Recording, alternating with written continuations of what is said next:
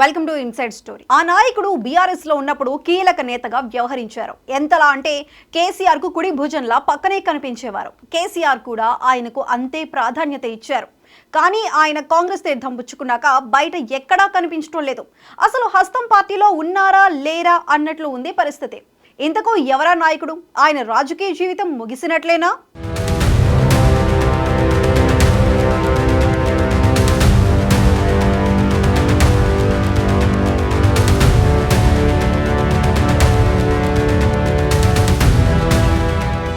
K Keshavarao రెండు తెలుగు రాష్ట్రాల్లో అత్యంత సీనియర్ లీడర్.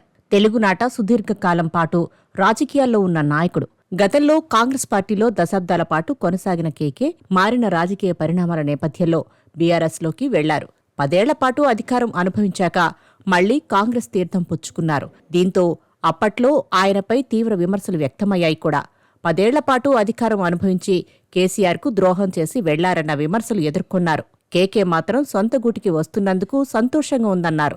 అయితే కాంగ్రెస్లోకి వచ్చిన నాటి నుంచి కేకే బయట ఎక్కడా కనిపించడం లేదు. నిజానికి ఆయన 9 పదుల వయసుకు చేరువవుతున్నా ఇప్పటికీ ఎంతో ఎనర్జెటిక్గా కనిపిస్తారు. ప్రస్తుతం కాంగ్రెస్ కార్యకలాపాలలో కనిపించని కేకేకు ఏమైంది? ఆయనకు హస్తం పార్టీలో ప్రాధాన్యత దక్కడం లేదా అన్న చర్చ రాజకీయ వర్గాల్లో జరుగుతోంది.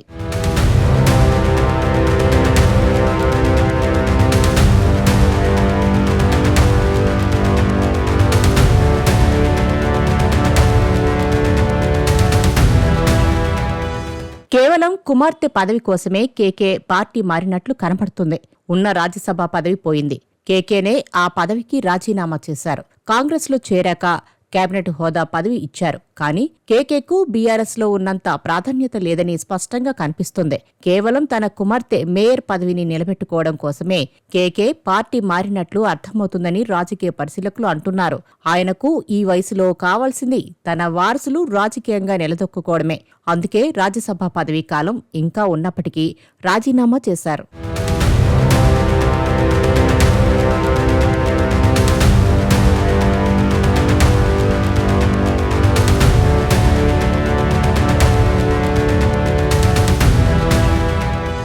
జర్నలిస్టుగా ఉన్న కె కేశవరావు తర్వాత రాజకీయాల్లోకి వచ్చారు. ఆయనకు రాజకీయ ప్రస్థానం కాంగ్రెస్లోనే ఎక్కువ కాలం గడిచింది. అనేక కీలక పదవులు కూడా పొందారు. ఉమ్మడి ఆంధ్రప్రదేశ్లోనూ, తర్వాత కొత్త రాష్ట్రం ఏర్పాటైన తర్వాత కూడా సామాజిక వర్గ కోణంలో ఆయనకు రాజకీయం నాడు కాంగ్రెస్, ఆ తర్వాత బీఆర్ఎస్లో మంచి ప్రిఫరెన్స్ ఇచ్చారు. అయితే కాంగ్రెస్ను వీడాక కేకే బీఆర్ఎస్లో చేరి కేసీఆర్కు దగ్గరయ్యారు.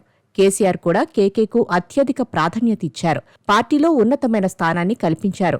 పార్టీలో కీలక పదవి అప్పగించడమే కాకుండా ముఖ్యమైన విషయాలను కేకేకు కేసీఆర్ అప్పగించేవారు. దీంతోపాటు 10 ఏళ్ల పాటు బీఆర్ఎస్లో ఉన్న కేశవరావు 2 సార్లు రాజ్యసభ స్థానాన్ని దక్కించుకున్నారు. కేసీఆర్కు అత్యంత సన్నిహితుడిగా మెలిగారు. మేనిఫెస్టో కమిటీ నుంచి పార్టీలో ప్రధాన బాధ్యతలను కూడా కేశవరావుకు కేసీఆర్ అప్పగించారు. పార్టీలో సెక్రటరీ జనరల్ను చేశారు. రాజ్యసభలో బీఆర్ఎస్ పక్ష నేతగా కూడా వ్యవహరించారు. అలా అన్ని రకాలుగా కేసీఆర్ కేకేను అందలమెక్కించారు. అంతేకాదు, జీహెచ్ఎంసీ ఎన్నికలు జరిగితే ఆయన కుమార్తె విజయలక్ష్మిని మేయర్గా నియమించారు. ఓవైపు కేకే ఎంపీగా ఉండగానే ఆయన కుమార్తె గద్వాల విజయలక్ష్మి హైదరాబాద్ నగరంలో కార్పొరేటర్గా పోటీ చేసి గెలిచారు. అయితే అసెంబ్లీ ఎన్నికల్లో బీఆర్ఎస్ ఓడిపోయాక పరిణామాలన్నీ మారిపోయాయి. కేవలం 39 స్థానాల్లో గెలిచి ప్రతిపక్ష పార్టీగా ఉంది బీఆర్ఎస్. ఇప్పటికే అందులో 10 మంది కండువా మార్చేశారు కూడా. ప్రస్తుతం కాంగ్రెస్ పార్టీ అధికారంలో ఉంది. అయితే అధికారంలోకి వచ్చిన హస్తం పార్టీ ఘర్ వాపసీ అంటోంది. అంతేకాదు, ఆపరేషన్ ఆకర్షతో నేతలను పార్టీలోకి రప్పిస్తుంది. ఇప్పటికే చాలా మంది నేతలను పార్టీలో చేర్చుకోగా కేకేతో కూడా సంప్రదింపులు జరిపింది. ఈ నేపథ్యంలోనే కేకేతో పాటు ఆయన కుమార్తె హస్తం కండువా కప్పుకున్నారు. అయితే కేకే మాత్రం తాను దశాబ్దాల పాటు కాంగ్రెస్లో ఉన్నానని, తనకు వయసు అయిపోయిందని, చివరి రోజుల్లో సొంత పార్టీలో కృతజ్ఞతగా ఉందామని వచ్చా అన్నారు.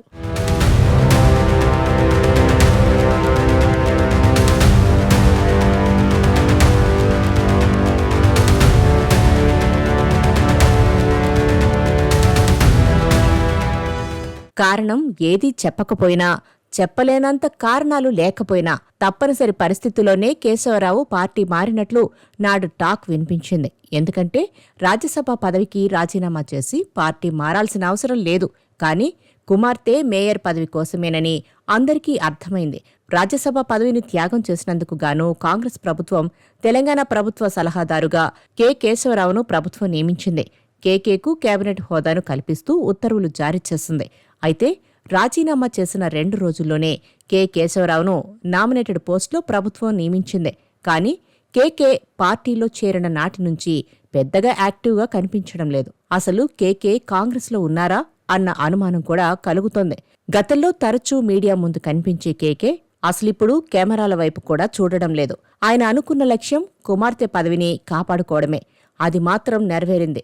కానీ కాంగ్రెస్ పార్టీ మాత్రం ఆయనకు ప్రాధాన్యత ఇవ్వడం లేదన్న టాక్ వినిపిస్తోంది. దీంతో ఆయన రాజకీయ జీవితం ముగిసినట్లేనా అన్న చర్చ జరుగుతోంది.